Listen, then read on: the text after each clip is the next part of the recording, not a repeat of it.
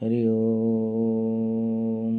सकल घटे नारायण बसंती अनादि कारणम।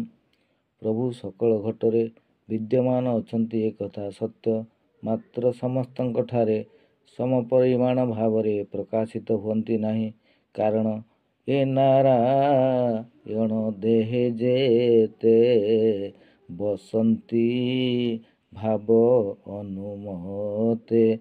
ଯାହାର ଯେପରି ଶ୍ରଦ୍ଧା ଭାବ ଭକ୍ତି ବିଶ୍ୱାସ ପ୍ରଭୁଙ୍କ ଠାରେ ଥାଏ, ପ୍ରଭୁ ସେହି ପରିମାଣରେ ତାଠାରେ ପ୍ରକାଶିତ ହୁଅନ୍ତି।